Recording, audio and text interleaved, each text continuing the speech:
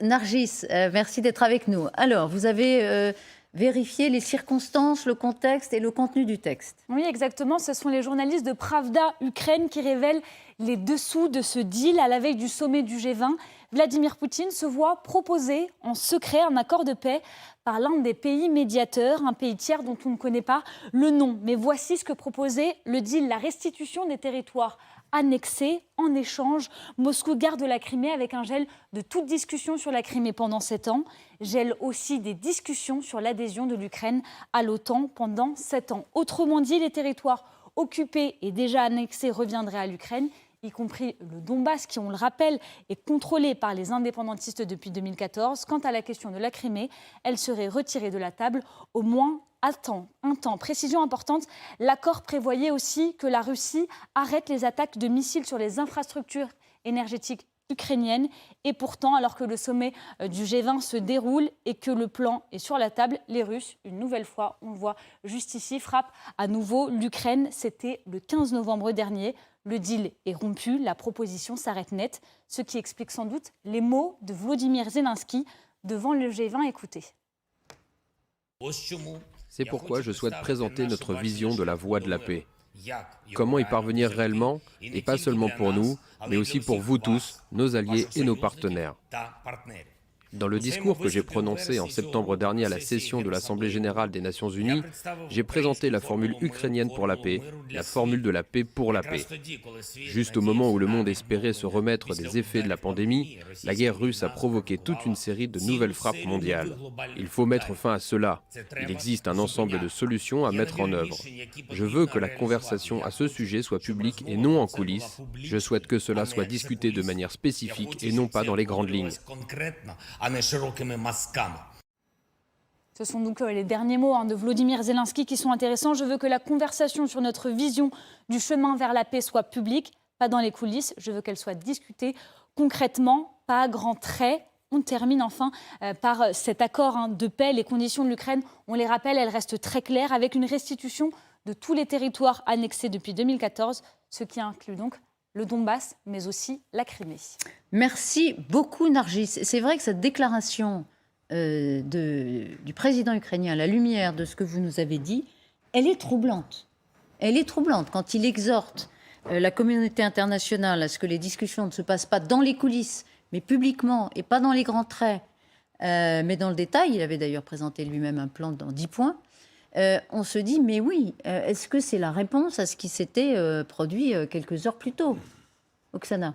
Oui, vous savez, il y a un grand risque dans les questions de la paix et de la sécurité. D'ailleurs, cette question aussi a été largement discutée pendant le forum de la paix qui était à Paris récemment.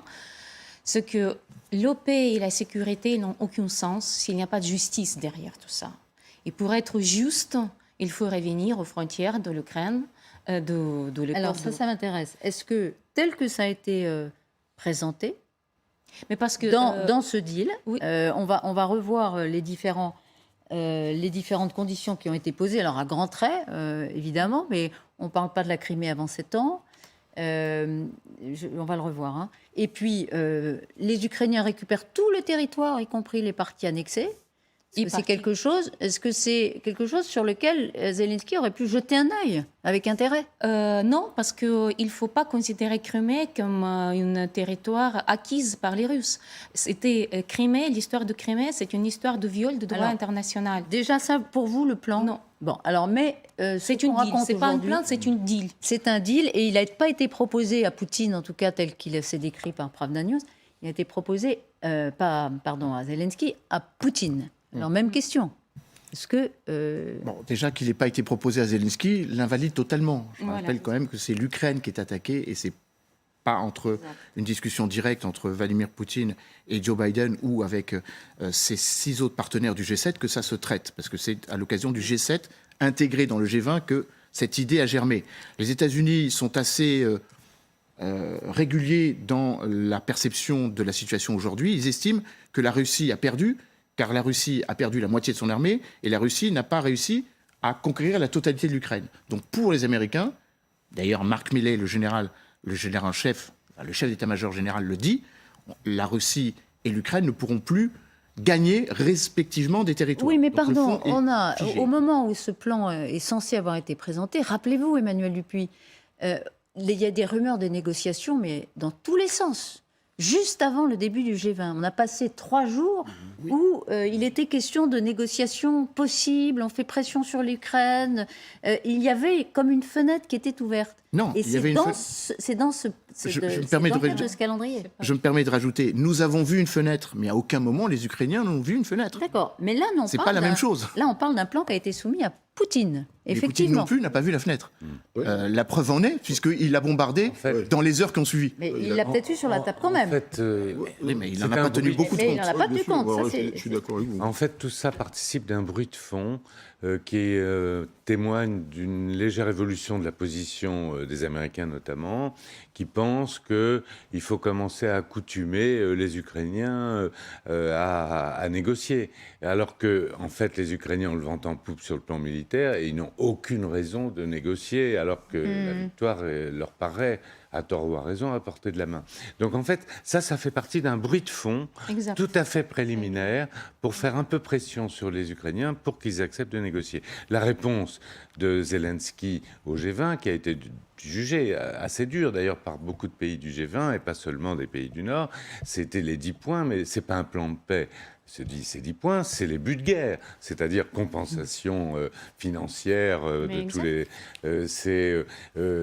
Il a confondu, pour vous, il a confondu les buts de guerre et une base de négociation. Mais lui-même, d'ailleurs, n'a pas vraiment... Il a dit, oui, les conditions d'une paix. Il n'a pas dit que c'était un plan de paix. Il a dit, c'est les conditions d'une paix. C'est-à-dire, en fait... C'est la condition de la fin de la guerre. Voilà, c'est-à-dire la condition de la victoire fin de la totale des guerre. Ukrainiens. C'est comme ça qu'il a présenté Oui, la chose. général.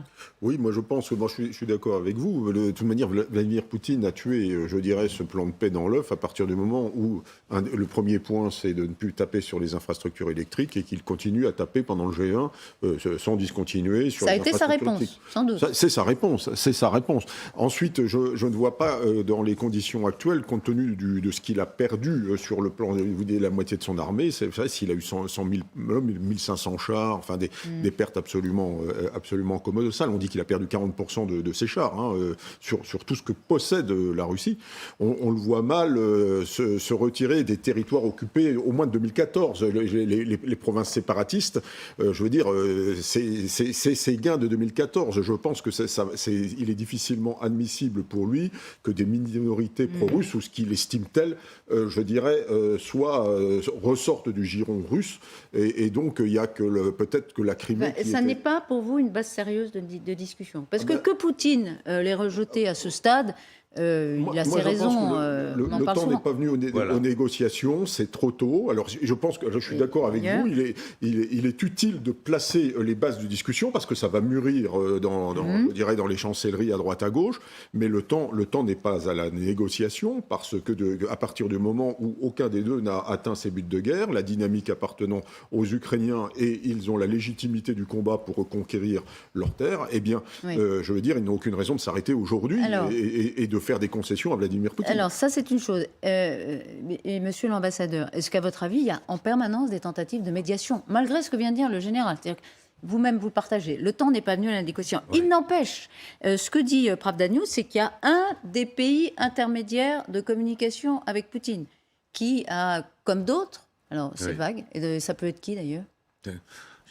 On peut penser à la Turquie, on peut penser qu'il n'y en ait aucun et que c'est simplement... À la France aussi, non? La Turquie, la France? La France peut-être. Les États-Unis, vous pensez on sait qu'ils discutent, qu'ils ont des canaux de discussion avec Moscou. Canaux, puisque le chef du SVR, en fait, des services secrets extérieurs, a rencontré Burns, l'ambassadeur américain. Oui, il y a des canaux, il y a des plans. Moi, je ne sais pas quelle valeur accorder à un texte de ce genre. On ne sait pas d'où ça vient, on sait pas. On dit que Poutine l'a lu, mais on n'est pas sûr. On sait que ça existe parce que c'est la Pravda ukrainienne qui l'a annoncé. Donc, c'est pas dans l'intérêt des Ukrainiens. C'est vraiment de présenter un plan de paix comme ça. Donc, c'est une information. Mais encore une fois, ça fait partie d'un bruit de fond. La négociation naîtra, malheureusement, quand le rapport de force sera perçu comme stabilisé de part et d'autre sur le plan militaire. Mais comme vous dites, il faut entretenir l'idée que ça doit venir un jour. Voilà, je pense qu'il faut commencer maintenant. Et pas seulement les Ukrainiens, mais aussi Poutine. Il faut aussi lui dire qu'un jour, il faudra peut-être qu'il Non, mais Poutine, il est prêt à négocier du jour au lendemain, puisqu'il campe sur 17% du territoire ukrainien. Regardez approche du président Zelensky. Voilà ce qu'il dit à propos de ces tentatives dont on entend parler, et encore la dernière. Il dit « Prenez un globe et voyez où votre doigt frappe. Ce sera la réponse à la question de savoir qui veut nous réconcilier avec les Russes. Tout le monde essaye, relayant des signaux. Il y a tellement de médiateurs que nous sommes fatigués de compter. » Vous savez pourquoi ça dit beaucoup de la lassitude et surtout le fait qu'il n'en est pas question pour les Ukrainiens. Vous savez pourquoi cette guerre a commencé? Parce que la guerre froide était mal finie. Il a fini sans justice. Et ce texte, comme vous dites, cette bruit, cette fond de bruit, ça nous montre parfaitement comment nous devons être vigilants maintenant pour que la justice ne sera pas sacrifiée à nouveau aux intérêts politiques. Parce que cette deal, c'est vraiment une deal, c'est pas un accord, c'est pas une proposition de quelque chose de sérieux. Ça veut dire qu'on nous propose... Un deal, c'est quoi un deal? Un deal, c'est un truc dealé entre les gens qui cherchent à résoudre l'affaire. Ça veut dire qu'on nous propose de sacrifier notre territoire Crimée, qui était annexé, ça veut dire on a violé le droit international, donc on ferme les yeux sur le vol du droit international pour sacrifier tout ça pour une paix éphémère que cherche Poutine, rien que pour se regrouper, pour renouveler ses forces et pour recommencer la guerre. Donc il faut être très vigilant et c'est pour ça qu'on plaide pour la justice et pour le tribunal, parce que c'est seulement la justice va mettre la justice dans cette affaire. Et parce que c'est ça qu'on cherche les Ukrainiens. Vous l'avez dit, et d'ailleurs, c'est vraiment votre mantra, Oksana, et on y est sensible, et vous avez raison. Je rappelle que le 29 novembre, dans quelques jours, vous animez, vous organisez une conférence autour de cette question du tribunal pénal qui doit juger Poutine. Mais ce que nous disait Jean de Lignassi tout à l'heure, c'est que de toute façon, Poutine, il n'a pas compris qu'il n'avait pas perdu la guerre. Pour lui, il est en train de la gagner. Donc quand on lui présente un plan comme ça, il envoie des bombes. C'est ce qu'il a fait d'ailleurs. Je crois que ni la Russie ni l'Ukraine ne veulent revenir aux accords de Minsk. Parce que ce dont il est question, c'est Minsk 3. Alors, avec la différence évidemment donc de l'Ukraine, de la Crimée qui n'a jamais fait partie de Minsk 3. Mais on reviendrait à la négociation sur le statut de l'autonomie du Donbass. Il faut voir précisément ce qui est prévu pour le Donbass. Parce que je ne vois pas les Russes abandonner du jour au lendemain un territoire qu'ils ont conquis depuis 2014. Mais d'ailleurs, on ne voit pas très bien de quoi les Russes voudront. C'est pour ça que cet accord apparaît. Et un dernier point pour abonder dans le sens d'Oksana, et finalement aussi l'ambassadeur Jean-Luc Lignassi, un accord de paix, un cessez-le-feu n'est pas un accord de paix. Pas la même chose. Parce qu'il faudra bien vivre, mais après il faudra bien penser à la relation que nous aurons vis-à-vis, côte à côte, ou face à la Russie. Et ça, c'est beaucoup plus complexe que d'arrêter le combat. Alors Poutine, autre citation de ce conseiller de Zelensky, après avoir dit qu'il était fatigué de compter les médiateurs, il ajoute, mais quand on se demande, dans la collectivité, la communauté internationale, quand on se demande, savez-vous de quoi les Russes sont prêts à parler, tout le monde se tait. Voilà, on comprend bien. On comprend bien la position des Ukrainiens. Déjà, 3/4 du globe, ça n'est pas leur guerre. Je veux dire, quand vous parlez au Brésil, ils ont une position. Vous avez qui est plus ou moins neutre, qui ne veut pas s'impliquer dans le conflit. Vous avez quand même, je crois, 17 pays africains qui n'ont pas voulu condamner l'invasion de l'Ukraine. Tout ce qui intéresse les gens, c'est de commercer, que les flux internationaux ne soient pas perturbés. Et donc, voilà. Donc ça, c'est vrai que malheureusement, c'est une guerre d'occidentaux. Là-haut, très loin. Oui, mais enfin, ça fait pas mal de pays quand même. Donc il y en a beaucoup qui veulent être médiateurs. Ils sont assez loin de ça. Et quant aux Russes, ce à quoi ils sont prêts à négocier, effectivement, depuis le début, je dirais, les propositions de négociation des Russes sont des ultimata permanents. Au début, il fallait revenir aux frontières de 98 en matière d'OTAN, etc., etc. Je veux dire, ils n'ont jamais proposé quelque chose de raisonnable. Lorsqu'ils proposent de négocier, c'est pour qu'on entérine leurs gains territoriaux. Et donc là, ils sont assis sur leurs gains, et le danger maintenant, c'est que la guerre soit longue, voilà, et qu'ils veulent rester là pour très longtemps.